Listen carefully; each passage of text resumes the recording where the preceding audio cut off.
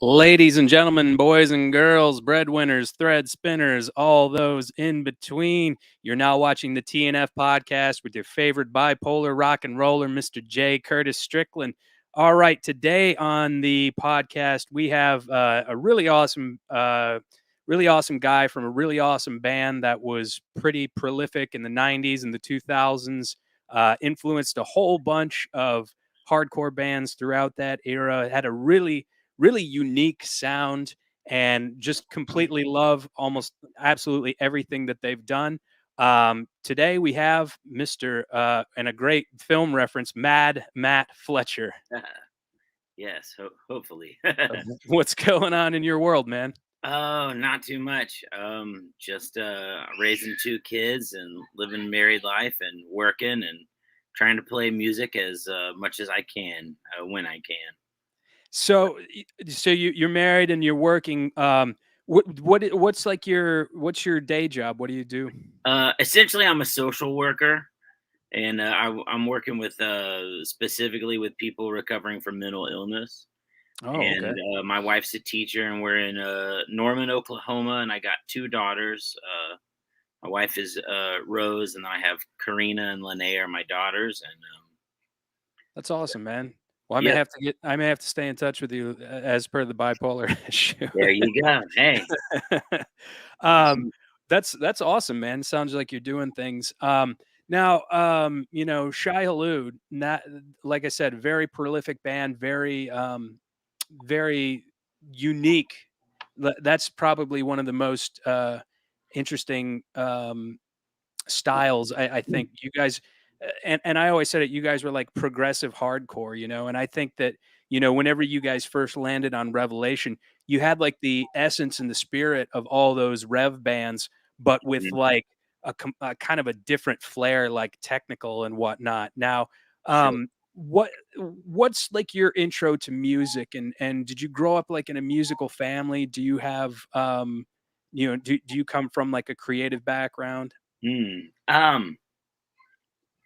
Yeah. As far as family goes, no, I don't really have like a lot of musicians in my family. There's outside of my dad had a guitar, and and at my grandma's house there was a piano, but no, we don't have like a bunch of people that were really active musically like that. I was kind of like the first one, outside of like cousins and aunts and uncles and people that I don't know too well that play. Yeah, sometimes there would be a family reunion and there'd be like a impromptu kind of like country band made up of a bunch of people I didn't know. But yeah, no, I didn't really play that much. Up until right when I was probably, I guess I've always liked music. You were saying you had a film background, and that's probably like one of my first things really growing up, aside from radio, is like music and movies.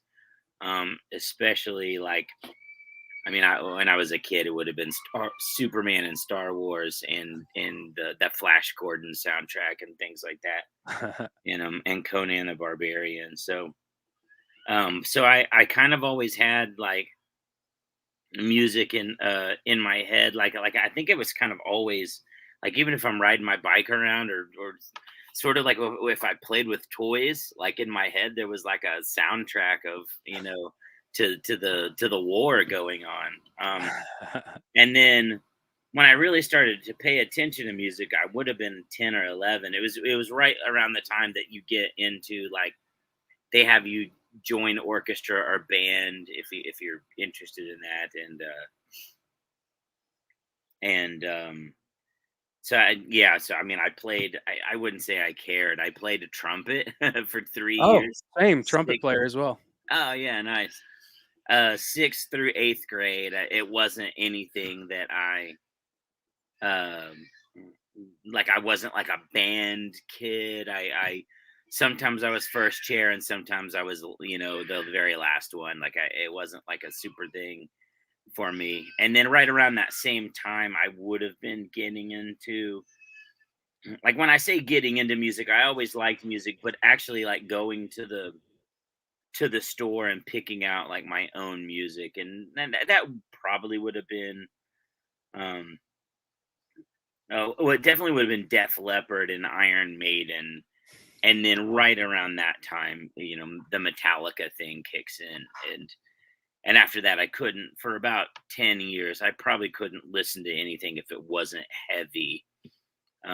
After that, so and then somewhere in there, punk and hardcore came around.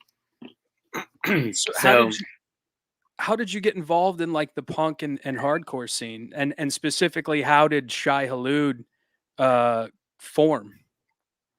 yeah, so for me with punk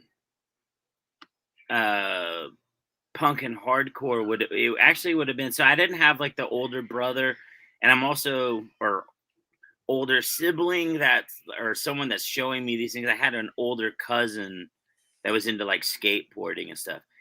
So we're in like a pretty small college town in right south of Oklahoma City. So it's not like there's like a lot going on for like that kind, for any kind of music that has any kind of pulse at that time. Um, so you had like Thrasher had those compilations that they would put out, and then it was just kind of whatever, uh, whatever like older skateboarding, guys were listening to is what was on. So, and I always remember when I finally got into like fully into stuff, I remember that uh, the Pepsi song I had heard years before, because that was mainstream enough that it made. So I have older sister was on the swim team, and so that she was about 6 years older than me. That was mainstream enough that it made it into her little kind of group of friends. But again, I didn't know anything about punk or hardcore or who the band was. And then years later, when we got the Suicidal album, when we got that album, actually, it was just like, oh, I remember this, and stuff like that. But I would say like the first, like, gosh, this is actually really funny. I'm not even a fan necessarily of Sex Pistols, but I think that was the first band that I heard that somebody said this is punk. And then they were also on that very same day. It was my older cousin Rick. On that very same day, that was the first band that like it actually pissed my dad off. And you know how you like, yeah, I had friends growing up who, like, they couldn't listen to anything, rock music or metal or stuff like that, and their parents would take stuff away. I never really had some. My dad liked Black Sabbath, so like it wasn't like there was really that much of a deviation in from Right. most of the stuff that I got into. But for whatever reason, we were listening to Sex Pistols in my bedroom, and I would have been 9 or 10. And I remember my dad walked in and opened the door and says, "Turn that goddamn shit off." He said something good. He said it he knew it was my cousin, because I wouldn't have even known what it was. But he said it like really, like, like pissed, like that shit doesn't play in this house. I don't know that he could understand any words or if he even heard anything other than walking by the room. Is really weird. But in the same day, I heard punk and pissed off my dad, and that's the only. I think that's the only music that ever elicited that response from either of my parents. The only other response I ever remember getting was, this would have been a year or two later, but we were going on a trip or something, and Oh my god. yeah, we got kids running through. Got some visitors. Yeah. We were going on a trip, and I purchased the new Metallica and Justice for All. And I remember it being obnoxious, and like we're driving in the car, and so I popped it into the cassette player just to essentially to show it off, like, listen to what I'm listening to, Mom. You won't be able to handle this. And it was funny because she didn't say anything. And then a little bit later, when we got home, she came to my room and she goes, "Hey, what was that band that we were listening to in the car?" Because she bought like a couple of tapes. We were going on this trip, and I was like, "Oh, Metallica." And she was like, "Yeah, that was really," she's like, so like not able to act at all. She's like, "That was really unique and interesting. I'd like to know more about them. Can I borrow," like that was her way of getting the tape. Like, I got to see what the hell this is. But it was just so funny because I knew what she was. Like, that was one of those things. There was all that parental stuff. There was Oh, all yeah. the stuff from a few years before that. So I already knew. I knew what she was doing and stuff. And it's funny because I think, uh, I'm not gonna say that like Metallica are geniuses or anything, but certainly the lyrics on that record are probably like the most cerebral and kind of political. And so there's nothing she could have said about it. And I think after that, she never bothered me, ever again. And it's kind of funny because, some of the stuff I listened to was pretty, horrific, Sure. but Metallica saved me there. Um, so I was always into like heavier, like rock and metal stuff that was like melodic. And then somewhere in there would have been punk, but like, I think I got, yeah, that's what it was when I was probably in eighth or ninth grade.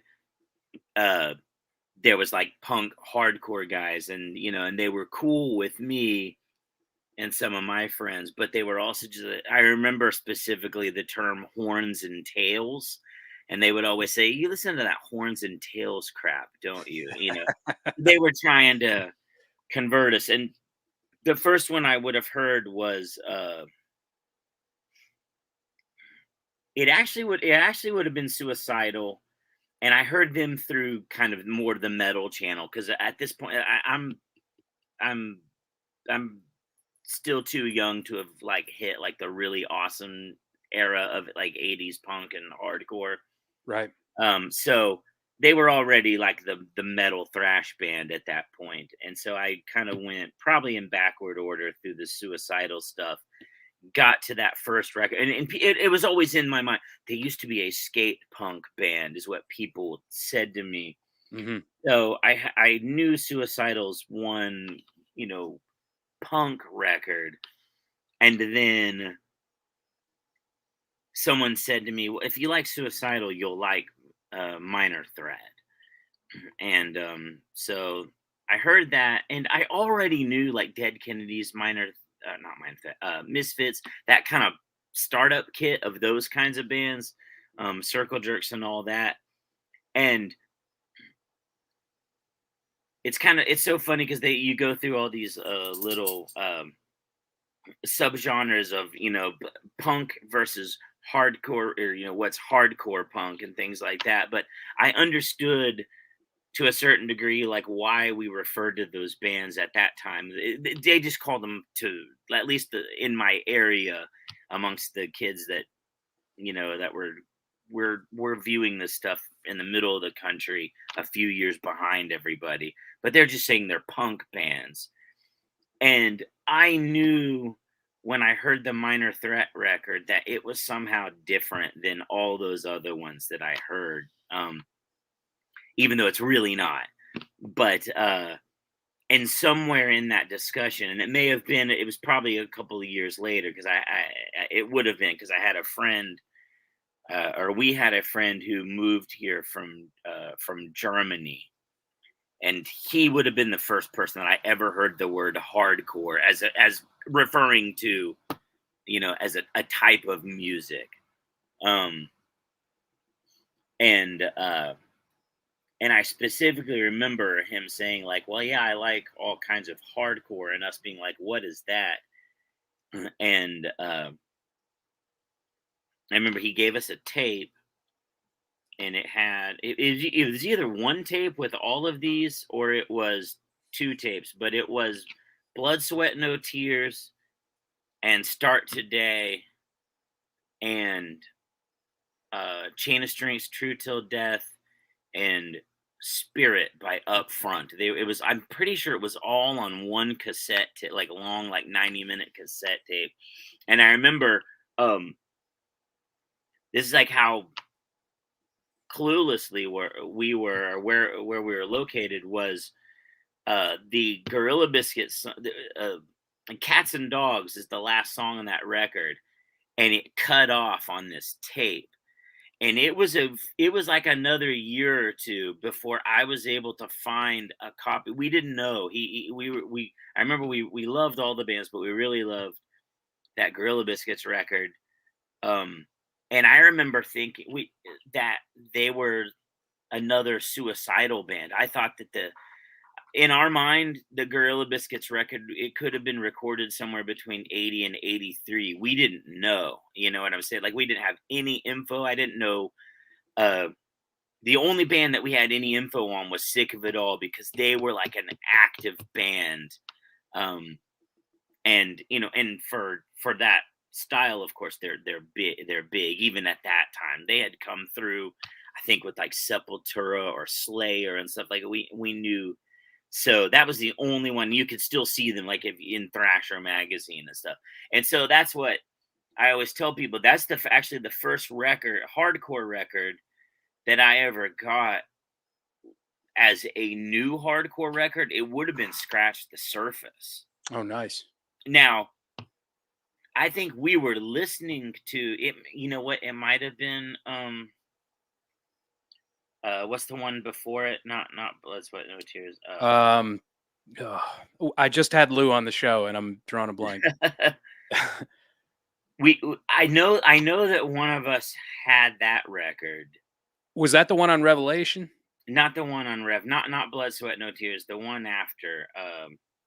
Kind of rap song on it. It was the first time, you know. But yeah, I'm drawing a blank too. Anyway. Yeah, if only we had this interconnected web. But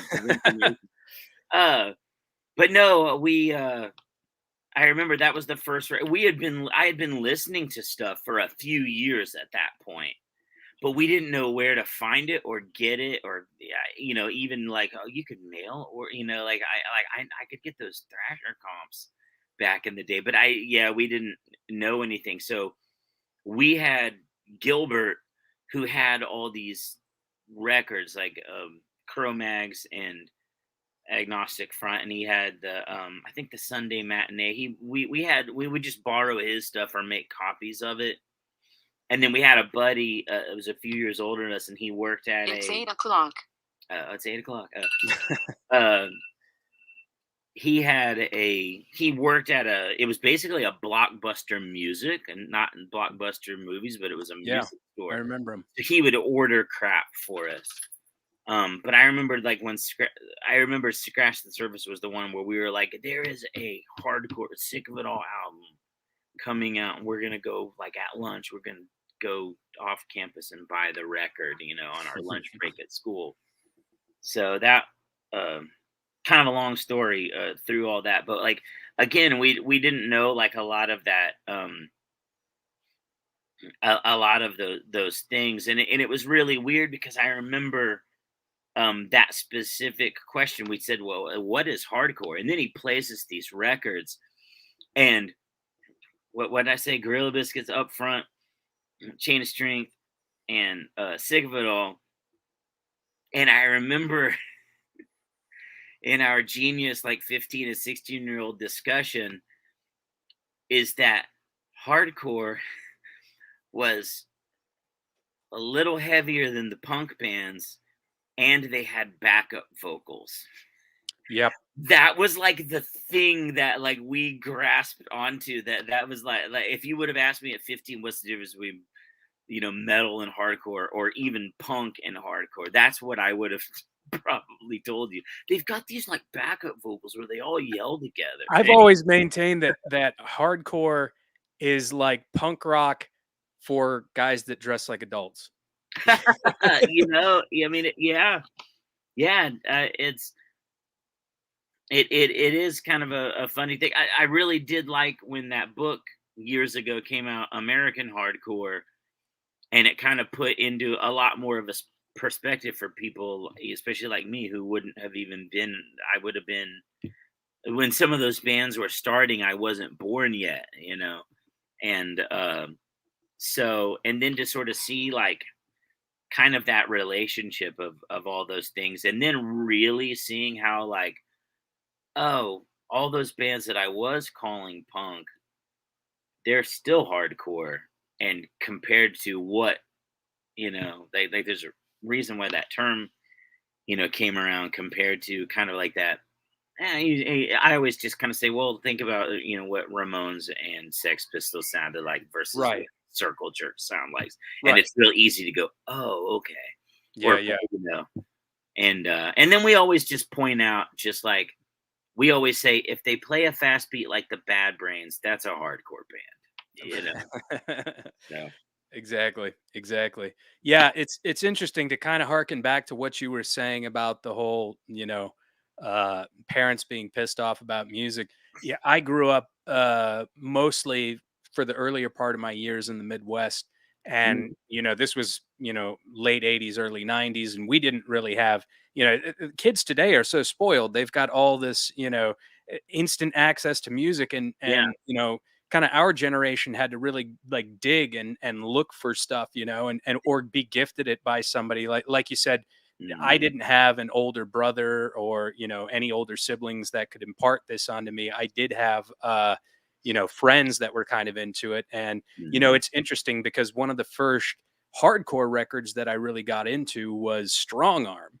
Oh, And hell I loved all that melodic, like South Florida hardcore stuff. There was a really good scene going on at that time, and I yeah. know that Shai Hulud and Strong Arm had crossover members, and so Yeah. yeah, like did you guys know each other? Were you schoolmates? How did you form, and then how did the crossover between like Strong Arm and Shai Hulud come about? Yeah, those are so I lived with Matt Fox for like 10 years in when I was playing in Halud. So a lot of these are like his questions, but I can tell you like what I know. Yeah, so South Florida had its hardcore scene, and uh when those guys like Matt Fox was friends with the Strong Arm guys, and they actually he and Josh Colbert, the main kind of writer for Strong Arm and Further Seems Forever, um, I want to say they were actually putting a band together, and I think that's where the split was. Matt Fox said, "Well, I just don't want to play in a Christian band," Mhm. and I think that's where the two bands. I think Strong Arm, I think, already had the members, or had some people, because I think they had come out of another band or two Mhm. maybe, and I think that's why it took Halud another year or two maybe to get off the ground. I think, uh, but that was kind of the deal. So yeah, when people bring up the similarity in the sounds, like Matt Fox and Josh were pretty close uh, friends at that time, especially, Mhm. and they were writing and riffing back and forth. I think they automatically were. They had an innate thing about like melodic and kind of thematic sounding things. Um, I know that's the way I am. Like I said, I when I was really, really little, I was really into that Flash Gordon soundtrack, some of because of the really strong songs. And then and Fox and I would kind of like talk about that a lot. Like those old, just kind of goofy. I mean, they're not goofy. I love Star Wars and Superman, but all those Indiana Jones that had those really strong soundtracks with these really clear, defined themes. I think we kind of wrote music that way, kind of naturally, uh, and they had something that they shared. So there's definitely a very similar sound. And it's funny you uh, bringing up like the strong arm and the the metallic thing, because I think that was like another deal too, especially for when you were bringing up that we were with Revelation, is that um, both those bands are kind of coming out of playing just kind of like faster, like 80s, like New York styled hardcore, or Right. or what was going on, and then the 90s come in, and kind of same with me. I was coming out of metal, like I liked every, at least tip of the iceberg thrash band, Hmm. and then I got into hardcore, and then essentially the Earth Crisis phase came in, and I know for a lot of people they hated that. What I liked about it was there was sometimes a part of me that was like obviously things can be, you can find like really awesome hardcore bands, and then you can find like a bunch of second and third rate versions of those kinds of bands, and like it can kind of create its own little subgenre, and then you can kind of keep hearing those and things like that. So when I heard something that was like more metallic, it was different for me. And then there was also like um a playing something that was like more technical, that was just kind of neat to hear, but come from a hardcore scene and have politics and topics that a hardcore band would talk about, not what a metal, like I said, I had a few years earlier friends making fun of me, you listening to Horns and Tails stuff. And there's some argument I can make against that, and some I can't, where I'm just like, yeah, I like, some of that stuff kind of, it's talking about what it is. It's doing its own horror movie thing over here. And these other guys at this time, were saving the world. I Sure. thought, and so I think that's kind of like, that was sort of like a thing that was sort of coming in. Um, I remember, again, this is probably more of a Matt Fox. I don't know how this would naturally ever come up, but this is probably more of a Matt Fox story. But I remember him telling me, I had a very similar experience, but I remember him telling me that he and Big Chad, the bass player for Strong Arm, they were hearing, I'm pretty sure it was Destroy the Machines. It was definitely Earth Crisis. Um, but they were hearing like the new Earth Crisis, whatever it was at the time. Hmm. And I remember like he said that both of them were just kind of like listening to the first song, and like neither one of them is saying anything. And then finally, one of them finally broke. I think, might as well have been Chad, doesn't really matter. But they were just kind of like, I think I like this. Like they were afraid because it didn't sound like Bad Brains and Cro-Mags. Like it was Right. so, this is that band everyone's talking about. We got to hear this, or I don't know, but I think that's kind of funny to think about. Like they were just like, is it okay? Is this hardcore? Is this? And I might have been kind of in that same boat on a certain level.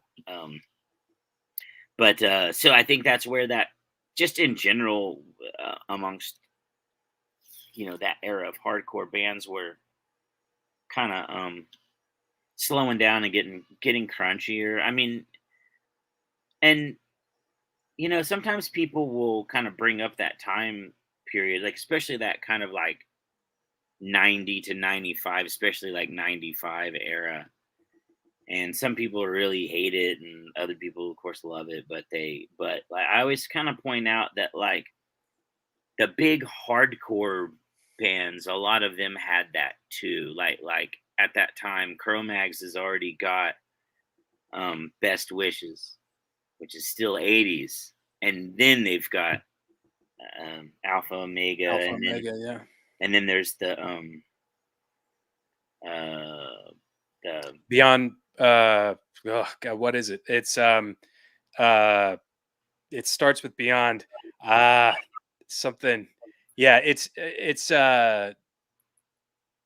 that album is like it's mostly like kind of B-sides and studio outtakes. yes, They kind yeah, of they yeah, kind of they don't kind really of like honed that it album, in. and I don't really like that album personally. Yeah, I think Alpha Omega gets kind of a bad rap too. I yeah. think there's some genuinely really solid songs on that album. I think most of Alpha Omega I'm fine with, and Agnostic Front had a Metallic album in there, and like bands like Madball were doing their thing, and then um I don't know, Leeway already had kind of like a metal. There was so much stuff going on, but you still had like Sick of It All doing stuff that was more traditional, but it was still heavy. I remember that was part of it for me too when I first heard that Scratch the Surface, was like how that record sounded so good Mhm. compared to their earlier material. And same with, we were hearing all these like really classic punk hardcore records, and then you know when we were first discovering this, and of course we heard um Age of Quarrel, but then I think we heard Alpha Omega after that, and it was just like, I'm talking about the production. Obviously, the songwriting is different too, but just the production. I mean, just being like, well, this is like a weird, you know, it's it's metal, but it's like not, and Right. and that's its own kind of funny. That's its own funny. I probably argue more than I should on the internet about that, where I really kind of talk about hardcore kind of being like a mindset, and its kind of rules and politics that it has, and how uh I don't know, I just remember one time having this discussion, and somebody was telling me that I was telling somebody like that, if that they should listen to like old thrash music for, it's just like, I don't know, like what you like all this other stuff. And they said the only I don't listen to metal except for vegan straight edge bands. And I had this thing, and I was like, yeah, but that's the difference, is like, in your mind that's metal, but who is the audience for these bands? Like, and I'm really talking about like I get it. They've got crunchiness. It's just as crunchy as anything James and Kirk ever did. You know what I'm saying? Yeah, But yeah. but nobody in like the I just went and saw Cavalera Brothers doing Oh, they're Sepultura awesome. Yeah. on Thursday. Yeah. Guess what? There wasn't a single Earth Crisis shirt in anywhere. You know what I'm saying? So I was just kind of like, It's funny, I actually saw them but tour I with Earth saw an Crisis. Onslaught shirt and a Razor shirt. I you know, I saw them tour with Earth Crisis, and me it's too. funny because a lot of people, it was Earth Crisis and OTEP, and Yes. a lot of people cleared out. Some people were there for Earth Crisis, some people were Yeah. there for OTEP, and then Cavalera Conspiracy comes up, and like a lot of the people had already left, and I'm like, what Yeah. the hell, like this band, these Yeah. musicians right here influenced all these bands that are playing before them. I was Right. like, and you guys are missing out. I'm like, you're crazy. Yeah. So I'm always trying to kind of point that out as like, well, where does the band what does the band sing, and like who is their main audience? And don't get me wrong, I get it.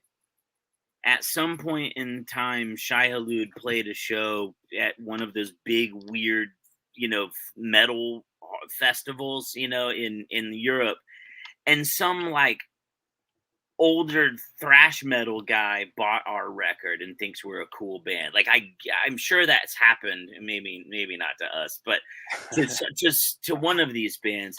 But I'm really talking about like the core audience. Yeah, for that kind of thing. And so I'm always kind of just pointing out, just like, well, you realize like like in most towns, I get it in like really big cities when people have like probably multiple options on multiple nights of the week of bands to see, they can stay Mhm. really committed to their preferred subgenres. But if you, especially like in the Midwest, if you you know, in like smaller cities and towns, the the same the same audience that would show up and see, we'll say, Youth of Today play is also going to go see Earth Crisis. They're also going to see Madball and Trapped Under Ice. Like it just go down the, you know, it's just kind of like it's a hardcore audience. Sure. Um, uh, so I don't know where that was going to back with the original Strong Arm and Hulud. Well, yeah, You know, you said that Matt kind of started, he wanted to start a band, but it featured members of Strong Arm who were Christian, and I always found this really interesting because uh I used to kind of read about bands back in the day, and it was just like, I think it's so awesome that a band can have this dynamic where it's a bunch of people from a bunch of different walks of life that are just playing hardcore, and like, yeah. do you remember any times where like maybe ethics or spirituality or anything like that maybe got in the way and kind of either impeded progress or caused fights or anything like that? Uh, no, not really. So there may have been some of that stuff before I was in the band. Not like any necessarily fights or anything. Oh, I know one. Matt's told me this story before. So I joined Shai Hulud in 90, basically at the end of 98. So they had already been kind of an established band. Um when they did the uh I don't know, because I don't know that Hulud really had. I would say the thing that Hulud, if I'm kind of making up like a scenario, this isn't like anything that's specific. If there was anything that might have been uncomfortable from like a religious standpoint, Mhm. Shai Hulud uses the word hate quite a bit. Hate and misanthropy are a a running theme throughout the entire band, Absolutely. throughout its entire history. And obviously, that probably is kind of like its own, I mean, I don't know what Christian fans, if there are any, that like Shai Hulud, if that's like a cringe thing, like, I really like this band and they say a lot of good stuff, but every time he says the word hate, I go, like, I don't know. It's probably the same thing too, though. I'm not religious, and I listen to Strong Arm and Advent of a Miracle for like metallic styled hardcore of that time period. That's my favorite record of all time. Sure. So it's kind of the same thing. Like there are these lyrics, very beautifully written lyrics that they're just on this grand apocalyptic scale. They could be, you know, Satanists or End Begins by Earth Crisis, or yeah. All Out War, the band All Out War. They have complete apocalyptic lyrics or Yeah. integrity lyrics.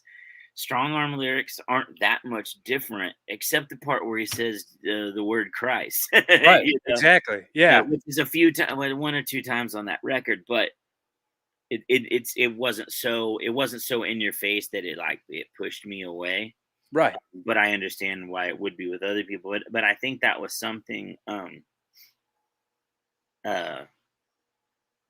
that actually kind of helped Halud. Kind of going back to what you were saying, it was a band, and I remember there was that that write up in the Matt Fox said he felt it necessary to put all that stuff about the we're not a Hare Krishna band, and we're not a Christian band, and we're not, because I mean, I was the same way. I had already read the book and seen the movie 4,000 times, and I don't remember things. So some band called Shai Hulud comes out, and I remember at the time that Devilcore was a subgenre, and all these bands were coming. Disembodied, and yeah, Yeah, there was all these different bands. So like I didn't know what anything was, uh, and so they would get labeled. It would just be it's so weird. I get that there is a lack of internet and full accessibility to people, like being able to just call them at whenever and find out specific info. But even when I was in Shai Hulud and those things were pretty readily available, we would still show up and like the name would be wrong on the poster for the show. Like it was just like, man, this band's been around for like 8 years now. Do you think you could spell the name properly? Like, sure, sure. so. But yeah, they would write all kinds of weird stuff. They would. I think some person in there throwing their show would just be like Shai Hulud, South Florida Devilcore, would just make something up, or Sure. Hare Krishna core, because I don't know what Shai Hulud mean. It was weird. There's Matt Fox is a whole collection of posters and stuff that has all kinds of weird, funny little incorrect shit. That Yeah, that probably is really easy to have fixed if someone would have just communicated. sure. Um, so, but that, but I think because of that, there weren't like all these things that were like off limits, and I think that was probably a reason why earlier on, I think Halud sometimes got a pass from people that might not have been especially into like the metallic thing. Yeah, Because you did, if you were, and it was usually kind of, keep in mind I'm still at that time in my teens, and so usually there was kind of an older type, kind of like this. hmm. Oh yeah, and and they, it was like they didn't like Strife because they were straight edge, and they didn't like, they loved Minor Threat, but they didn't like Strife. You know what I mean? There was just kind of sure. this interesting, but you couldn't like Strife. You didn't like Earth Crisis because they were vegan. You didn't like Strong Arm because they were Christian. You know what I mean? It was like Right.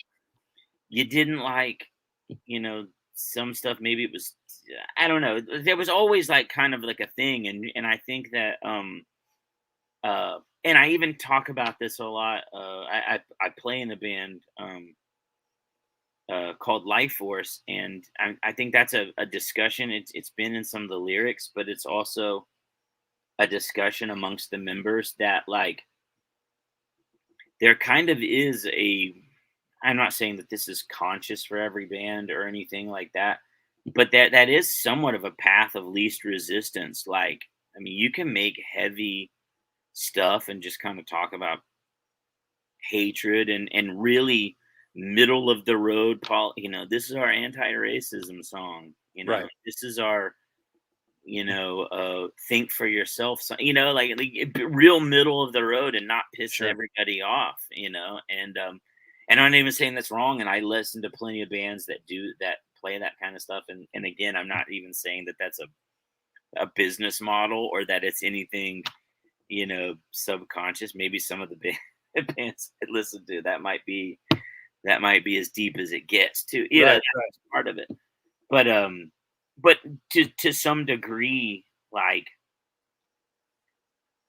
I'm trying to bring this back around. You were talking about us being on. Yeah, was there any like quabbles or anything like, because to kind of highlight an experience, um I played in a band where there were people of different faiths, and I remember Mhm, that it got pretty heated one day, and there was a Christian member and there was a Krishna member, and they mhm, both kind of got into it, and resulted in, I don't, to be truthful, I don't know if he was kicked out or he left, the Christian member. Mm-hmm. And I was kind of like, we don't need this, like well, come on, let's just play Yeah. music, and so yeah, I guess Yeah. my question was there ever anything like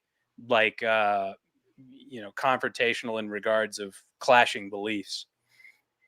Uh, we'll get Matt Fox on this on Okay, an episode of this, and I'll bet you if he would be the one to have that. sure. Um, I don't remember anything like that. It's uh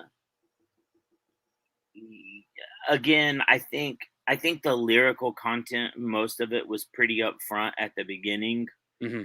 And so I think like and I mean those guys, like once it got off the ground and they were recording, like that was like a 4 year 3 or 4 year period where all those people were together. So I don't know. I do remember one thing that Matt said. This didn't like it. This was not in a struggle with the band or anything. But the split with Indecision um uh it has a weird cover. It's got like a, if I remember correctly, it's a guy in like a suit and tie with all these TVs on his head. Isn't it Josh Grabel from Trustkill's butt on there? Uh sure. But that's the part I'm talking about though, Sure. is so the neither well, I don't know about on the Indecision side. I don't think either band had any. I think both bands probably had their recorded music and they had it sent off and it was approved and given to rep whatever. And I think, hey, here's your record. Like I don't nobody had seen, at least in the Halud camp, from the story I've been told, had seen the cover or anything like that, or even knew. I don't even know if there was a concept that was discussed. But yes, there's a butt, and there's clearly a woman engaging in fellatio and one of those screens. Sure, sure. And I think that that might have ruffled some members' feathers, not Oh, amongst the band, but just in general. Just like, oh man, why are you gonna put that on my record? Like right. nobody asked me what this concept was and whether I even liked it. But then it also has these other stupid elements. So Sure. It's a good uh, record though. the record's great. Yeah, Yeah. it's funny because I can't even remember they did something similar. They remember Burn. I think it was Burn released a record in like the early 2000s, and it also had like a suit and tie and TV head thing going on too. Can't remember if that was Rev or Equal Vision, but Yeah, I don't know. anyway. Uh, Again, that's not really answering your question. Well, I mean, I guess it could be safe to say that anything that did happen was probably pretty minuscule or trivial, if anything at all. But yeah, Yeah. I guess we could probably ask Fox on that one. It is interesting though that I always found it interesting. You guys started in South Florida and then you Hmm. migrated. I was like sunny South Florida, and then to my family's from upstate New York, Syracuse. So it was like cold and dreary and Yeah. dark and snowy upstate New York, Poughkeepsie. What was the reason for that? Was there Yeah. like familial connections up there, or the No, scene up not at there was all. was awesome, but Yeah. Um. There's there's no real one answer. The that era of kind of like the Rev era Halud, like the other guitar player Oliver at that time, when I first met up with those guys, was on his way out. He was moving. He was starting a record label and moving, and I think in general just wasn't all that interested in playing like metallic hardcore stuff. mhm. And so I was like, I'm gonna get in. I'm gonna be big and famous, and I'm gonna move away from home and play in this band and stuff. And it's such a ludicrous thing to think about because there's you think of the average longevity of whether a band is successful or not. but like how long most bands, they put out, a couple of EPs and a record, and they might tour a time or three, and then they break up, and, kind of like a 5 year period, maybe less, 2 years sometimes. Sure. And so in some ways, that kind of era of Halud really kind of did its thing, and then it was like I joined that band, and the band basically imploded like right as I showed up. Uh-oh.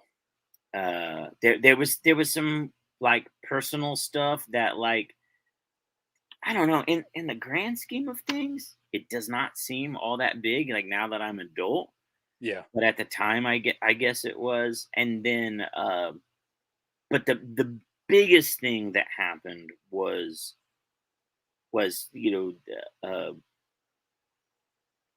Chad's other band, Newfound Glory, had just released this album, and it had a song that mentions Thriller in it, and that that took off, and there was a tour lined up for Europe. Like, when I was joining the band, it was like, hey, we're going to Europe this summer. So I'm joining in like December or in January. And it was basically like we had like one or two festivals that we were supposed to play in a few months, and then but we were gonna go over to, it was the first European tour, and then we were gonna work on an album, and we were gonna push this thing as far as it could go, Mhm. and that's kind of a weird time where a lot of like heavier bands were really getting pushed, um, and so we were supposed to go over to Europe, and then uh, Chad didn't want to go.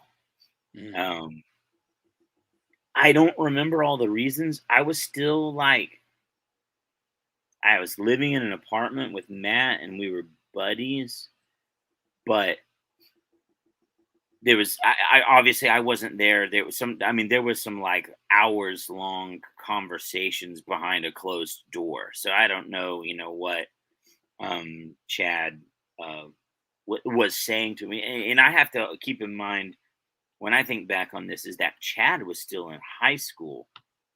I was like 20 or 21, and he was like 17 or 18. Oh, wow. Um, but essentially, like, over the years, and maybe the different, like, especially at the time, anytime they got off the phone, or I was like, what's the update? Is he going to do the tour or not? And I'm sure I got all these explanations. A lot of it I can't remember. But at the end of everything, 20 something years down the line, essentially a band that was with all of his friends that he started and put. Oh, no. I think we lost Mad Matt. Oh, there it is. Oh, Okay. there you go. Okay. Sorry. Band he started. Yeah. Yeah. Okay. Yeah. I think the fun band that he started got these offers, and it was really big, and it's really enticing to take your baby and go do something with it.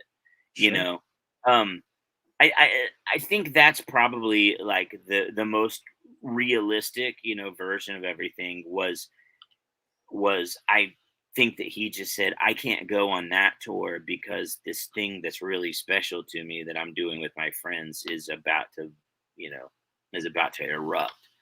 Um, and so that put us in this big, like, discussion. And it was really weird because I don't even know if Matt necessarily has heard all of my perspective of this, because some of this is stuff that I've thought about, over the years, and kind of come to these different conclusions.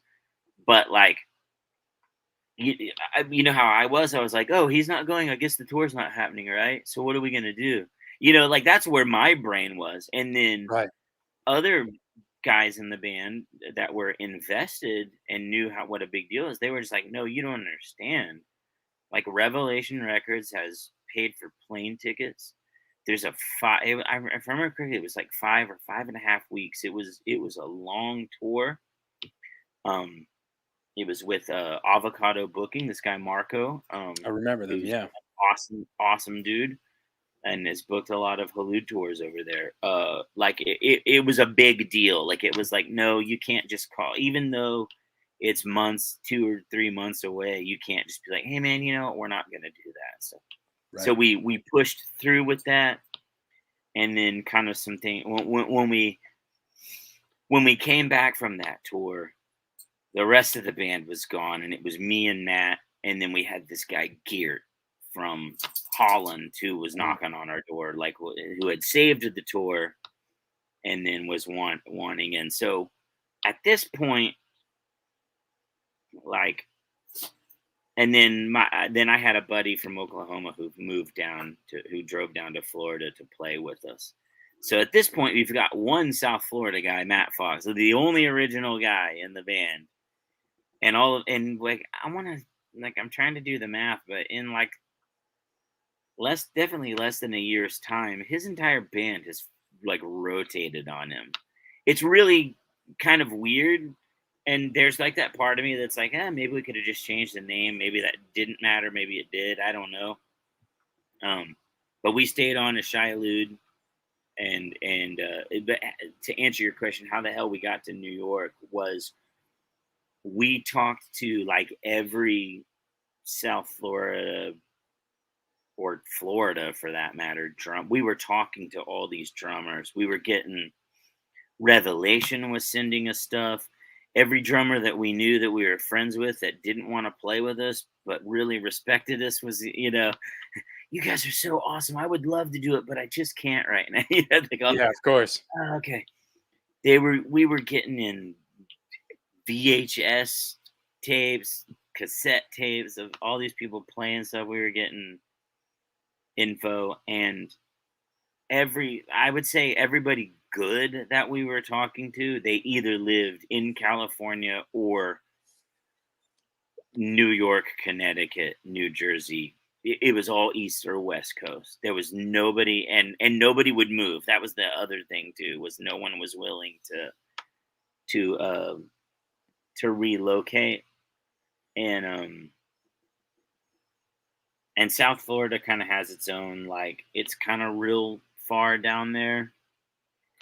And so we started talking to a couple of people that, are kind of like advising us. And they were like, if you live like somewhere kind of central, you can play. When we ended up in Poughkeepsie, and it's like, well, in 2 or 3 hours in any direction is a city of some kind with a hardcore scene. That's true. And so that was a thing that I didn't even think of. Like, I guess I always thought of like, yeah, we had to play shows, or you had to live in New York City and play in New York City or LA or something.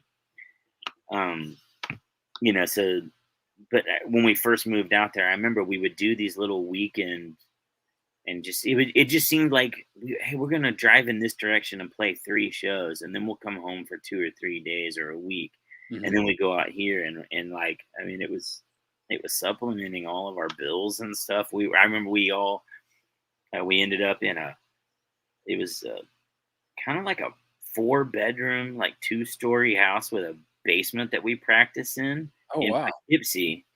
That's where we were for a year. 5 Jerry Road, Poughkeepsie, New York. And we were there for years, and it was actually really easy for that. It was scary because we didn't know what the hell we were doing. I was gonna say that's a big commitment, like of the whole band,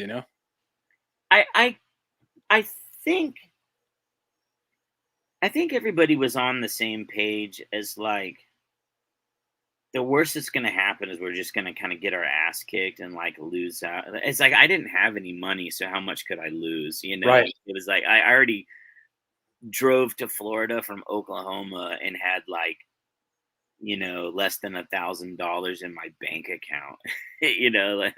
Right. Like I made money because the first week or 2 that I was living there, this lady rear-ended me. And I remember I got like $1,200 because my bumper was shifted over on a Sure. beat up S10 pickup. And I was like, I'm rich. I can pay rent at least 2 more months. I'm okay. I can pay rent this month and also eat. Yeah. It was just like I didn't have anything. So it was just sort of one of those things like, you want to try to go to New York? This guy has like actually a pretty solid home base. And I think in everyone's mind, if it fell apart, it fell apart, and we would tuck our tail between our legs and either all go separate ways, or we'd go back somewhere. Or if it was super successful, we'd be able to just get out of there. You know what I mean? Like, Right. so it was whatever. But yeah, it's a kind of a weird journey. It doesn't have like this real sensible payoff, like that there was, like a lot of people that we necessarily knew and stuff, but it was more like the area, and the rent wasn't New York City Right. rent, and it was like it's kind of a suburban area. It was kind of easy to run around, but Sure. yeah.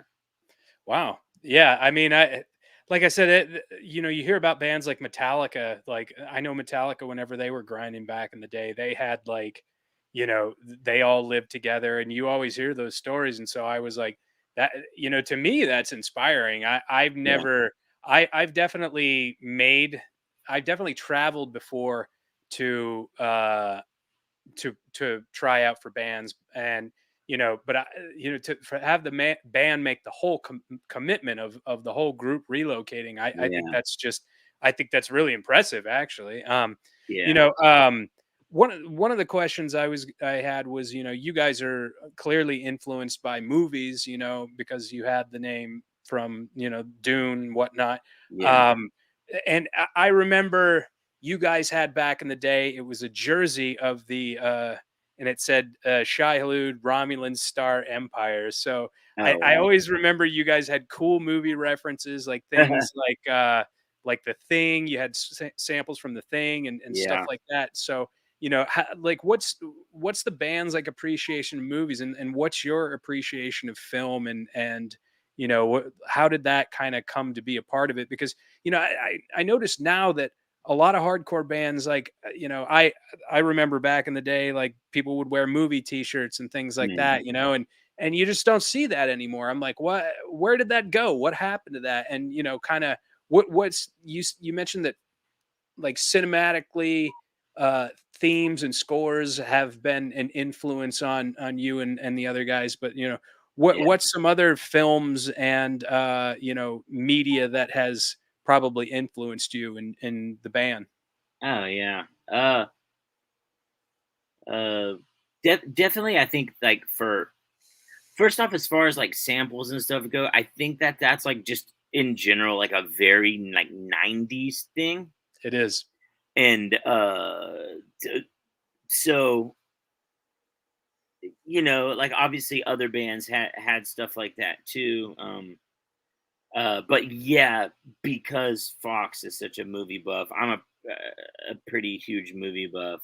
Jared, our bass player for a few years, was you know really into that kind of stuff.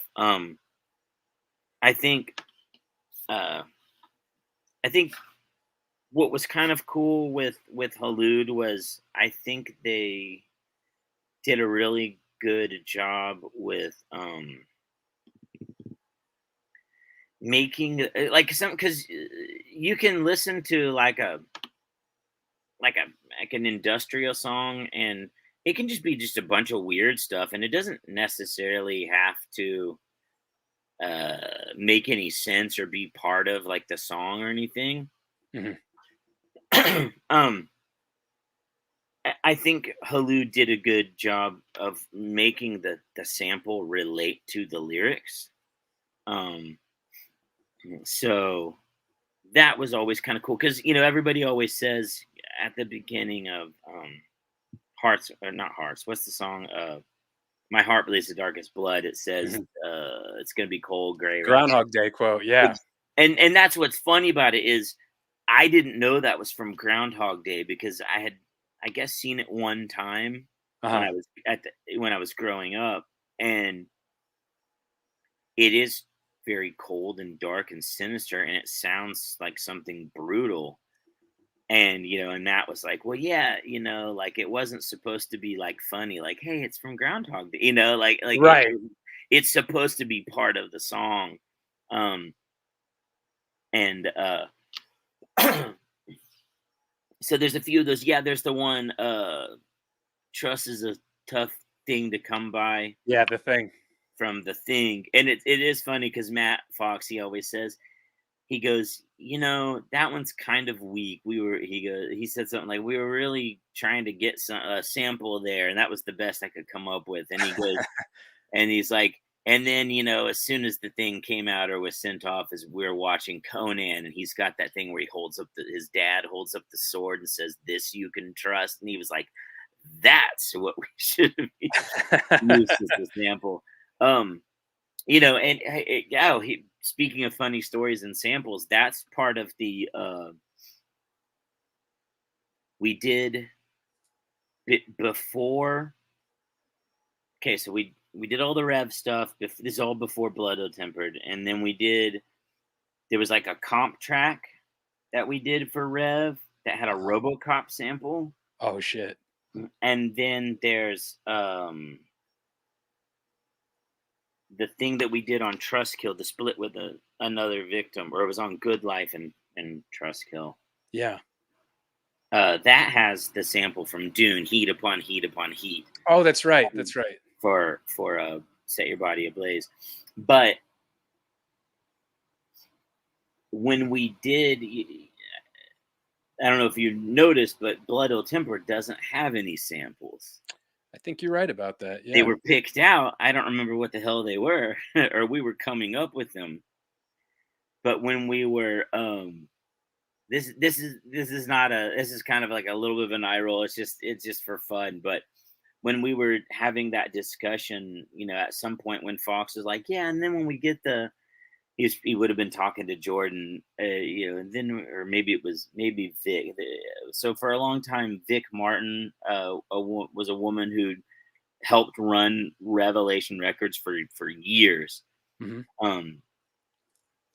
And Matt was 9 times out of 10, if he was on the phone with Rev, he was talking with Vic, but he was speaking with one of them one day, and casually brings up the samples, like, yeah, so is that something I need to do this time, or do you all that, and they were just like, what are you talking about? And he was like, the samples from the movies for the songs, and they were just kind of like, we don't do that. We're certainly not gonna like pay for that, and we don't want to take any.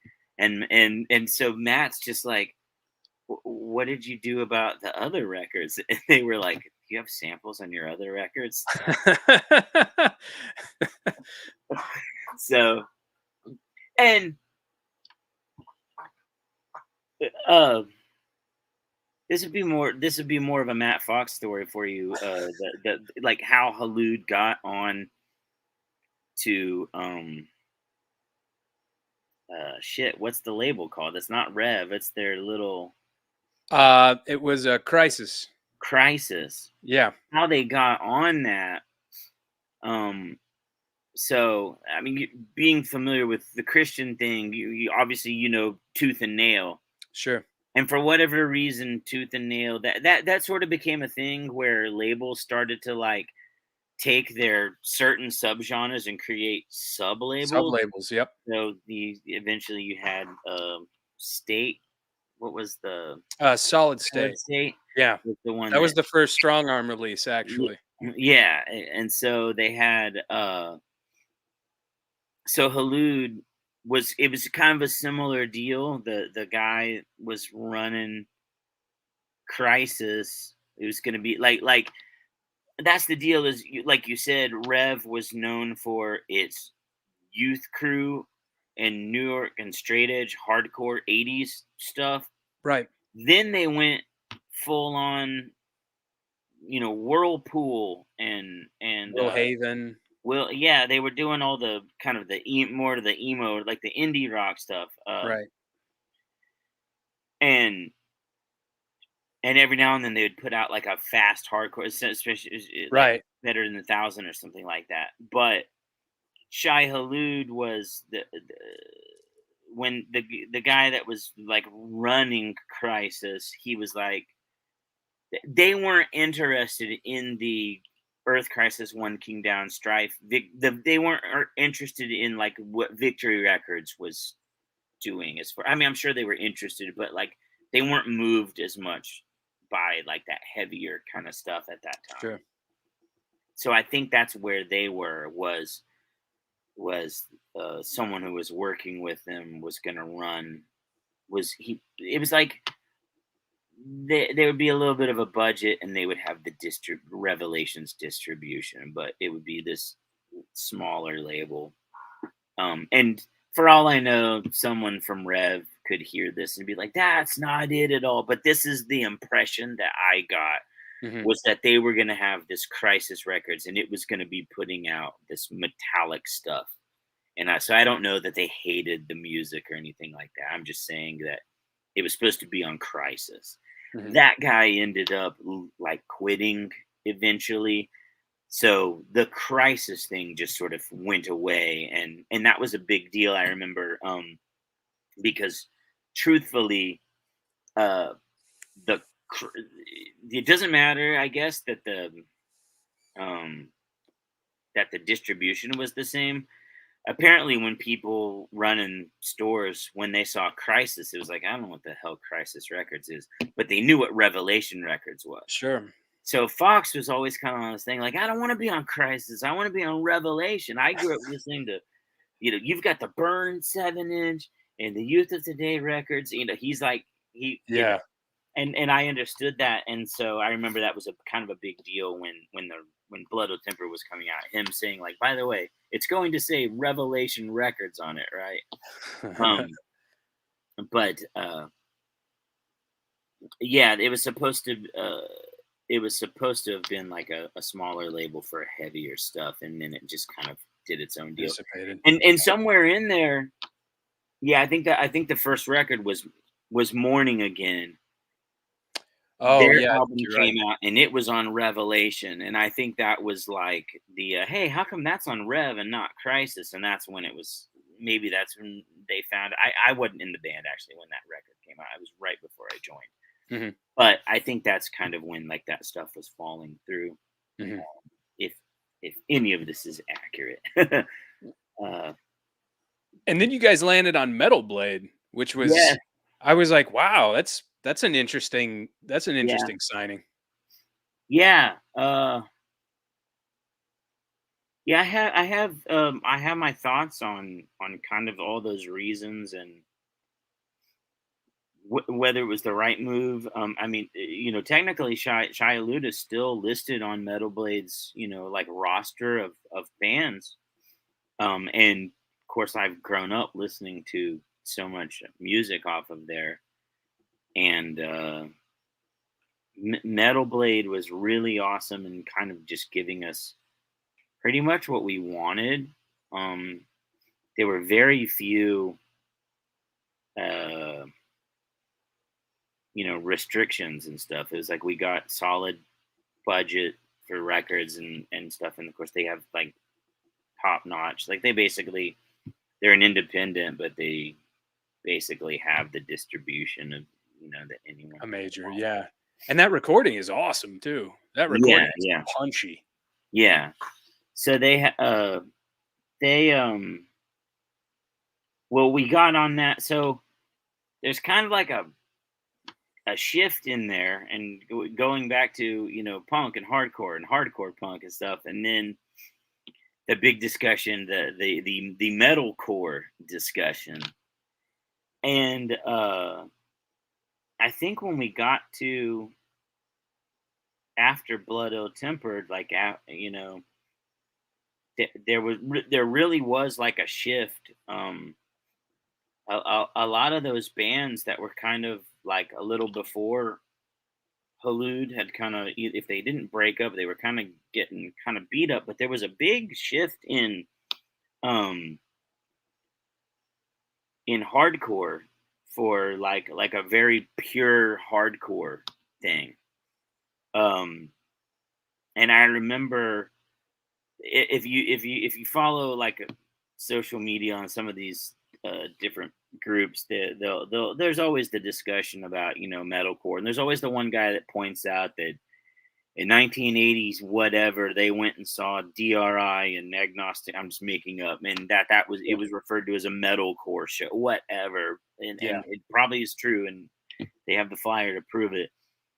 But I'm always pointing out that there's this time period where the word metalcore may or may not have been in the description in the back of a zine, like Inside Front or Heart Attack, or in the old Xeroxed Victory Records catalog. That like it was a descriptive word that essentially said to me, "Oh, they kind of sound like Earth Crisis," or something metallic or somebody. Yeah, exactly. Integrity in any of those kinds of bands, and it was like again a descriptive word, and somewhere in there it became a subgenre. But the bands that got lumped into or either created or were part of the subgenre, I don't see any like reference to metal or hardcore or any influence from, and it became this other thing. And I remember we would sometimes play these shows, and I remember thinking, like, I don't really relate to this kind of music or these lyrics and stuff, and it seemed like it came from a very different place. Mm-hmm. And someone figured it out, because there was like a very Bane, Terror, Have Heart group, and then there was a very metalcore group, Mm-hmm. and then in the middle there was all these bands, like I said, Earth Crisis, Integrity, or anything that sounded like that. Yep. And whether it was conscious or not, somebody started making sure that those bands were referred to as metallic hardcore. Metalcore was something very different. Mm-hmm. We even had a shirt. It said metal orchestration. I heard the word and I said, "Oh, that makes sense for us, because we're like a metal band, we play metal type stuff, but we're a hardcore band." I get it.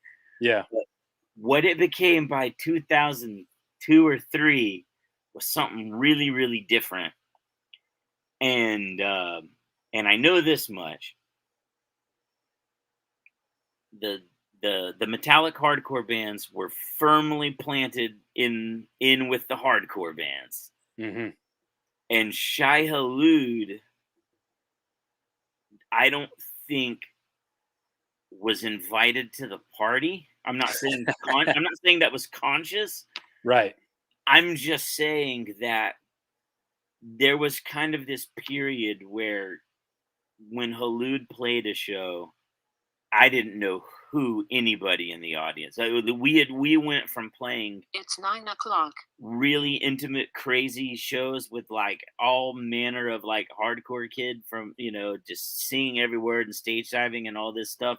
Yeah. And then like a year or two later, we were just playing with like this audience that I didn't relate to. I remember, as a band on tour, there's sometimes the hey, do you guys need a place to stay tonight? When you're on tour, and like I remember going like over to people's house. Sometimes it was their parents' house, and I was like a couple years older, and I was like, "What the hell, man?" And like it was just weird, and I didn't have stuff to relate to or talk with. Yeah. And I thought that there was some kind of superficial stuff and things like that. So it kind of got really weird. But I felt that like I said, when we played a show in certain towns, the audience that I expected from a year earlier was no longer going to that show. And we were kind of in like a weird place. We put out some feelers, just like what what are other labels and what are other avenues that, like, maybe there's just kind of like a Halud audience that's different, you know, Right.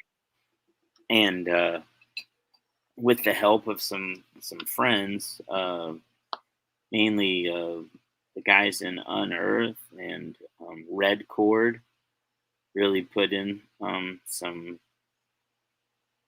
good word for us, and they because they were already on Metal Blade, Yeah.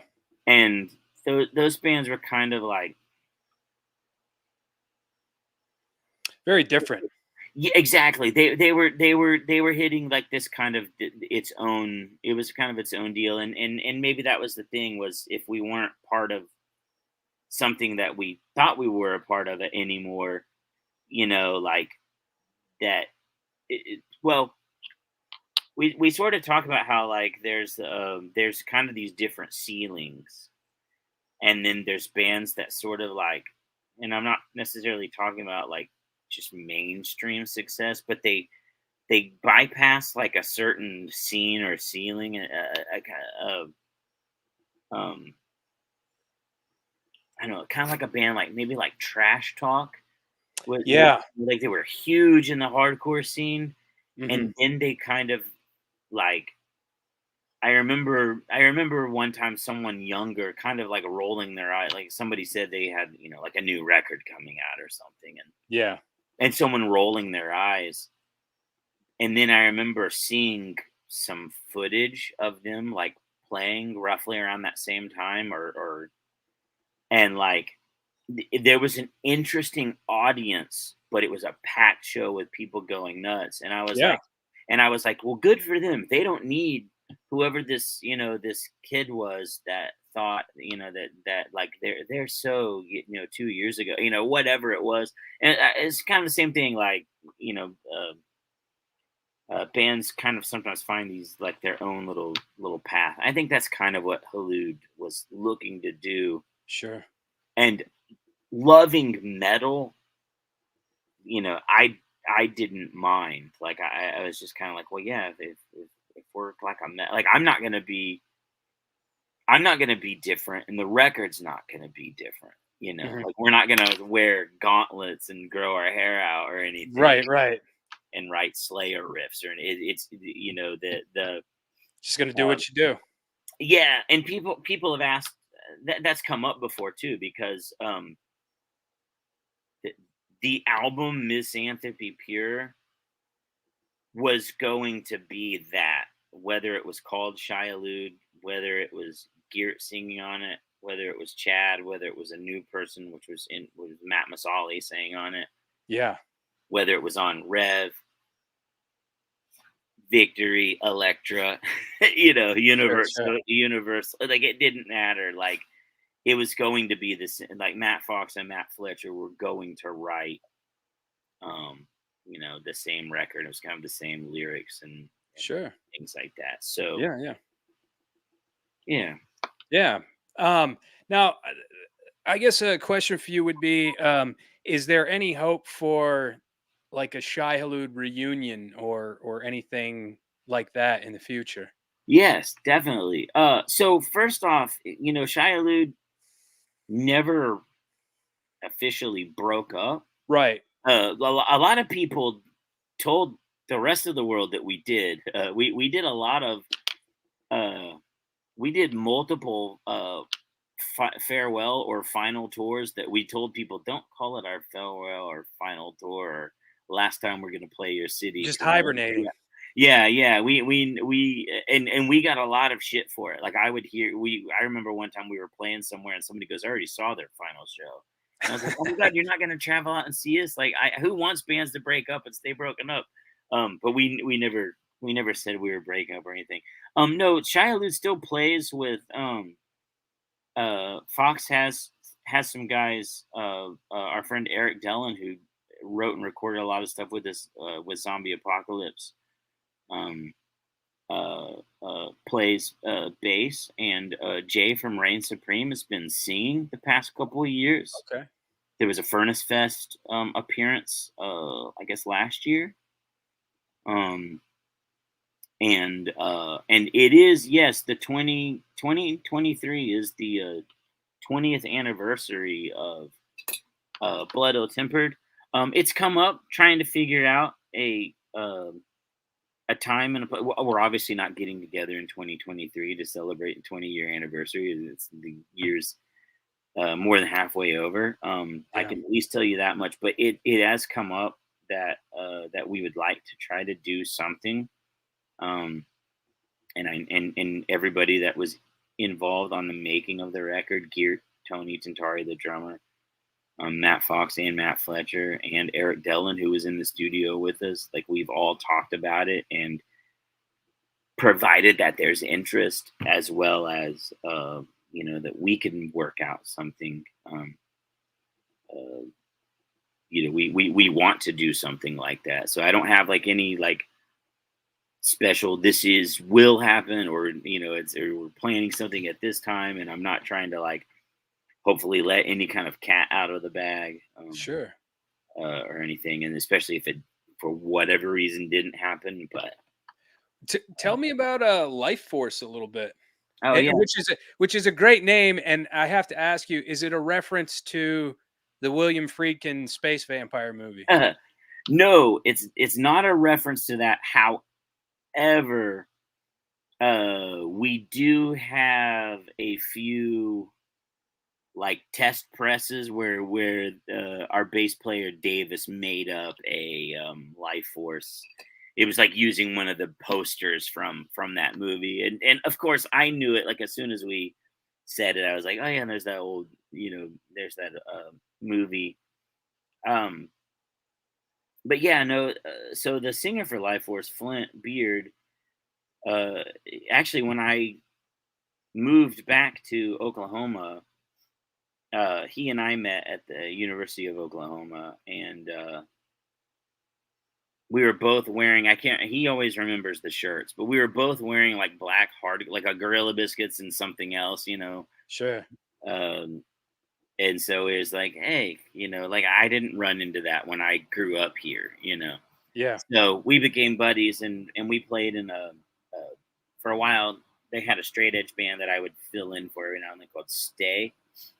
And then a few years later, we did a kind of like a sludgy band, and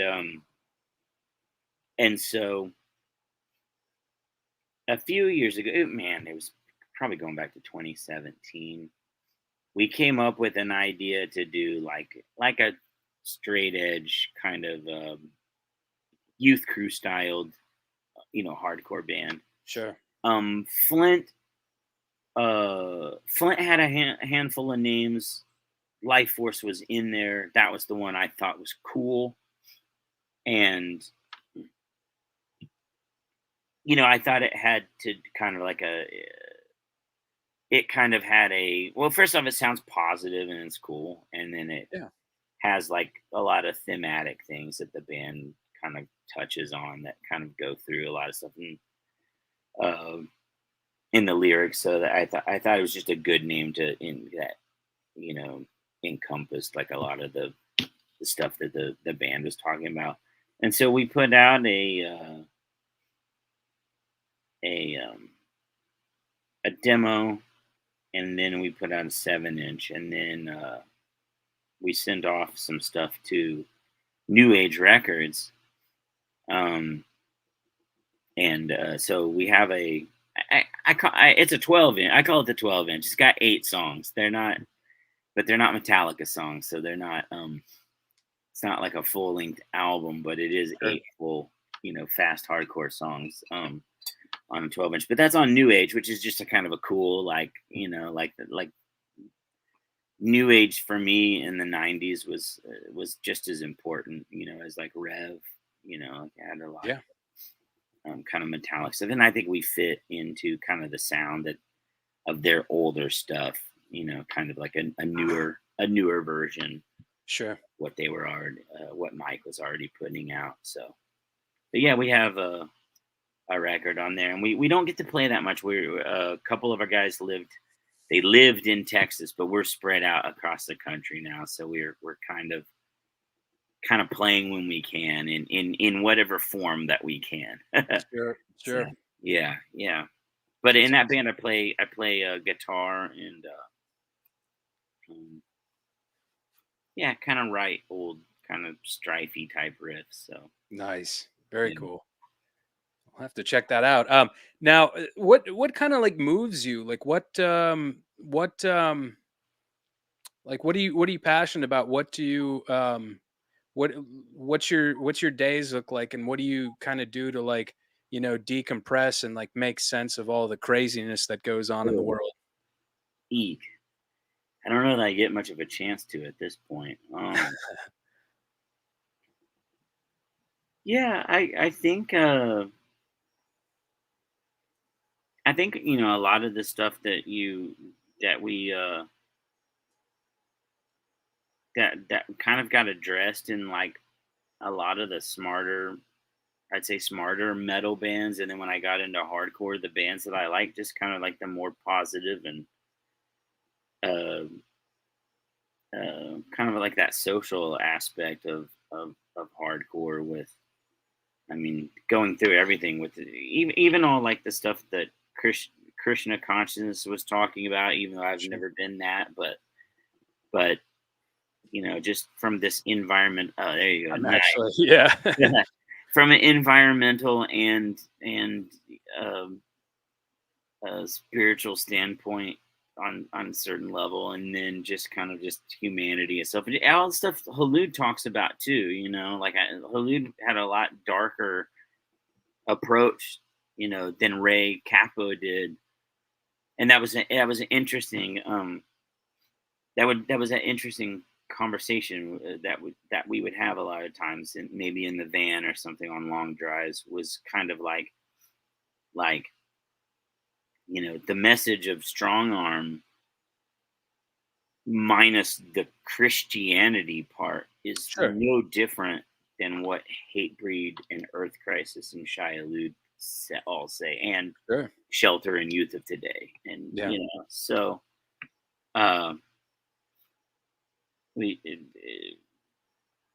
I think that's why I kind of got into those bands, because I feel real passionate about that stuff, and it's funny because I have a close friend who listens to a lot. He listens to heavy music. He listens to a lot of Melvins and I all love the the stuff Melvins. associated, with Yeah. that.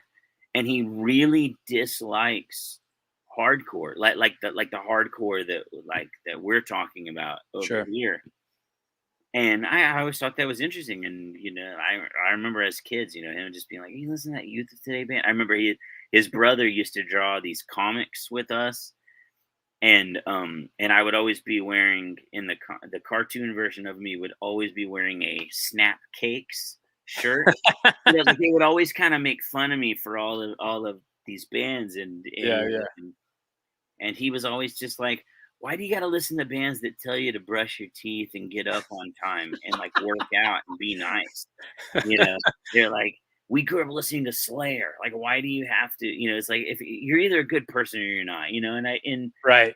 And I think that I probably didn't need those bands to teach me anything, but they Right. probably just reinforced, and it was cool. Like, I Yeah. like that they're saying this, but it is this heavy message. But I also think that there might be some people out there that really did listen to those bands, and that might have been some parental, advice. Influence. Sure. Yeah. Yeah, It's interesting because I think hardcore um it kind of reinstills this sense of like personal accountability and yeah, like just trying to be a good person type thing. That to me was always kind of like punk was like, fuck all this, fuck, like yeah, I love the style, and I love a lot of the bands, but like hardcore always kind of resonated with me because it was always about kind of perfecting your character and like yeah, really kind of examining the world and looking at things from different perspectives, and you know I think that's what really kind of drew me into it. So yeah. I mean, people are gonna hate, they're gonna hate, it Right. is what it is. Yeah, yeah. And on that certain level, I take all that I kind of break that down in these different kind of like, again, the not even really subgenres, because now I'm talking like lyrical content, but it's sort of the same thing. Like um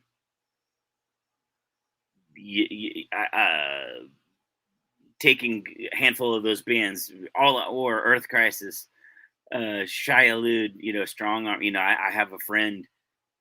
He's vegan edge. Mhm. He'll listen to Earth Crisis and he'll listen to every like third rate clone, which is cool because I listen to a lot of those bands too. Sure. But he will not listen to a band like All Out War because they do not have a vegan or straight edge message. That's so bizarre to me He will also not listen to Strong Arm because they have because a they're Christian. Christian message. But it's so weird to me because I'm like, but on a certain like musical level, this shit is awesome and you're just missing out. Missing And out, it's yeah. it's not even me trying to convince you to listen to Metallica and Slayer because you like Earth Crisis. I'm telling you to listen to a band that's right next door to them, Yes. like musically and probably ethically. They're right there. Yeah. You know what I'm saying? Like there's no reason that the members of those bands can't sit in a room together But or play a show and then go to dinner afterwards. I got a buddy that, he is eternally trapped in 90s era new metal. And Okay, and feel bad and for yeah, it's like I'll try to show him some of the bands, and like he's gotten into some of them. Like he didn't really like Vision of Disorder, but he liked Blood Simple. I was like, him. okay, yeah, I bet you'd like this. Okay.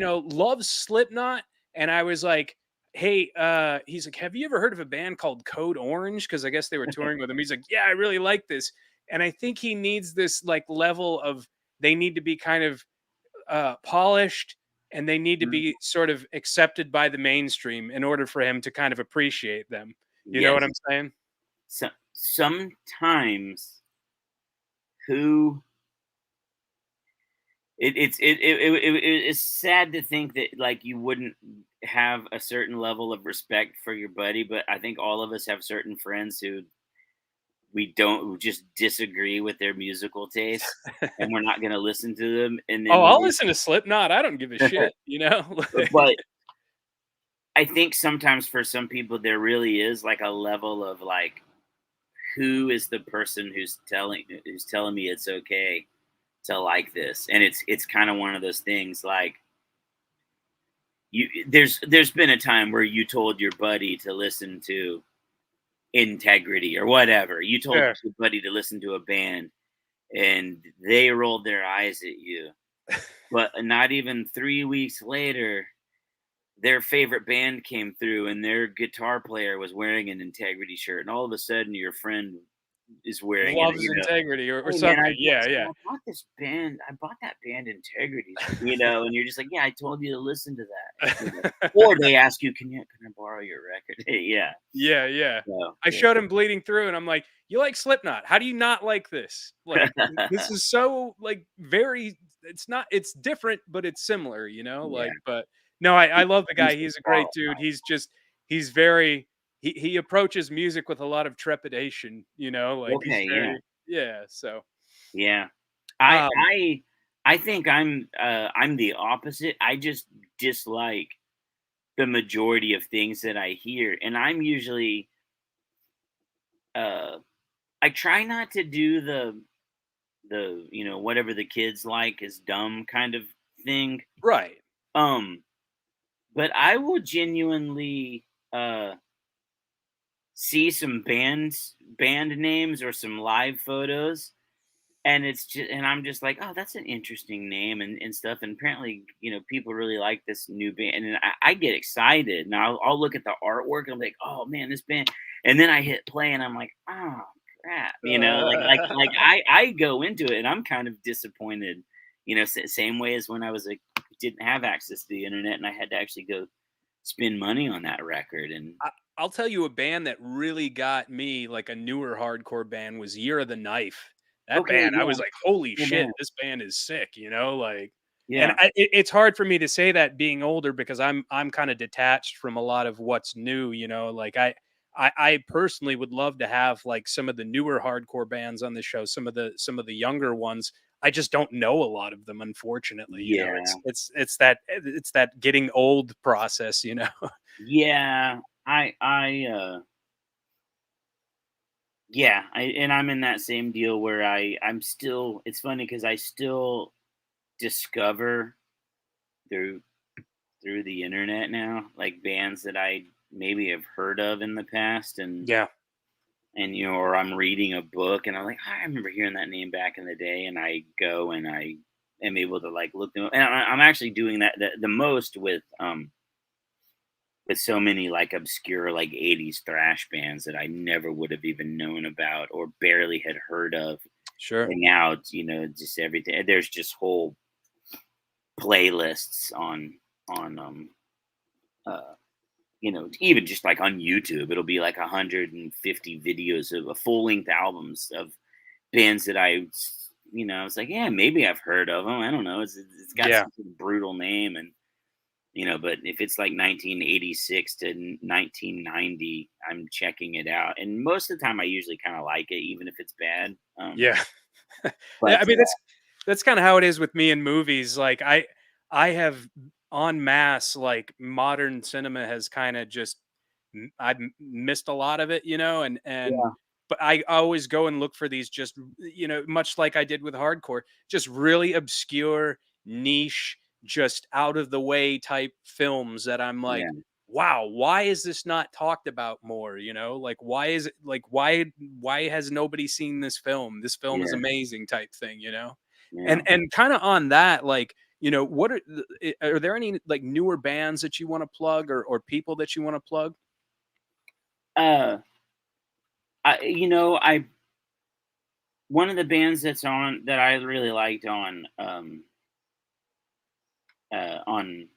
New Age with us is called Decline. It's kind of Okay, like a youth crew styled band, and some of those guys did a little short-lived project. And it wasn't short-lived. It was we just released a record on War Records, which is done by Andrew. Andrew. Yeah, Yeah, called Gatekeeper.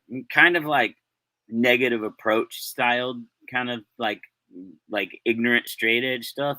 sure. And then they have switched a few members around, and they put out a record under the name Absolute Truth. Okay. I thought that was really cool.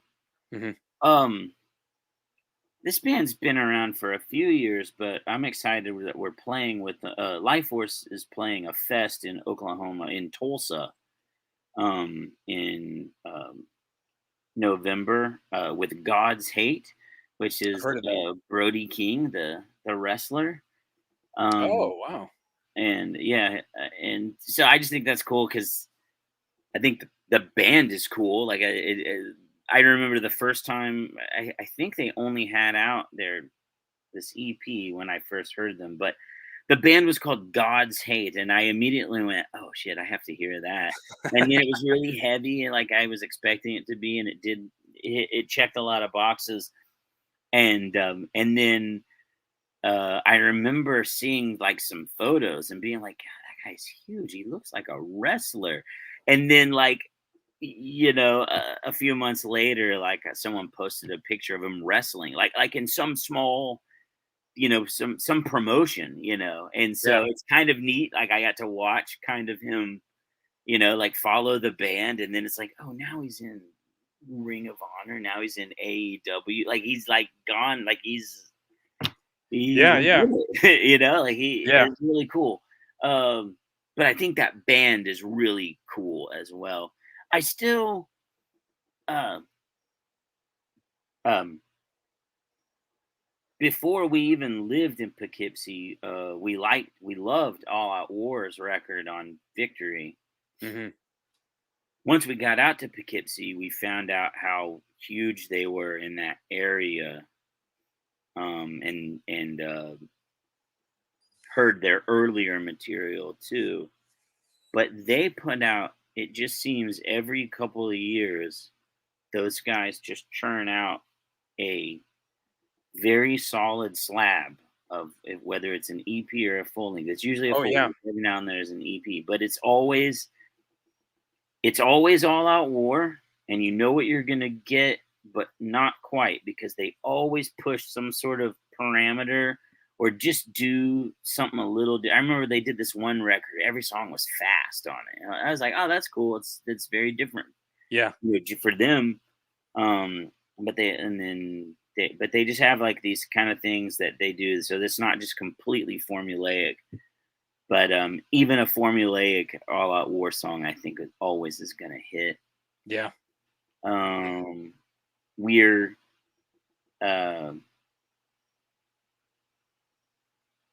trying to think of some other new ones. Yeah, I'm not sure. Well, I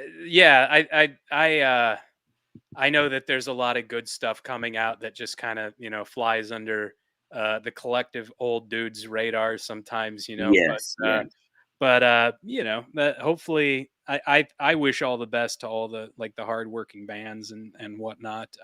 indeed. Well, Matt, I thank you so much for coming on the show, man, and kind of chopping it up.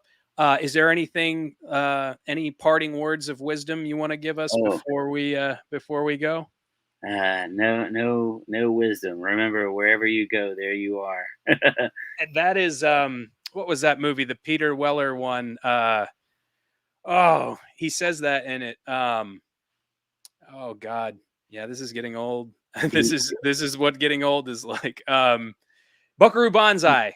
Bucker. So he says that, He and does, there's yeah, but it also doesn't originate from that movie, does right. it? Well, no, because there's also Thunderdome. The guy says that, but I have a feeling that in Thunderdome, it's some older reference to some Yeah, older film or something probably. from their Yeah. apocalyptic past or whatever. But yeah, no, I think I'm good. Yeah, yeah. Wherever you go, there you are. Well, thank you again. So real quick, I just wanted to go ahead and plug. I've got a merch company called Hell's Heart Merch Co. You Mm. can see the banner below there, hellsheartco.bigcartel.com. And please support Life Force. And hopefully we'll see a Shai Hulud reunion one of these days, or not reunion, coming back from hibernation hiatus. And also, you can follow me on Instagram at hellsheartco. And then, do I have anything else going on? I don't know, probably. But again, Matt Fletcher, Matt Fletcher, thank you so much. Yes, appreciate you having me. Thank you. Namaste, jobless. Hang out for a second. Okay, sounds good.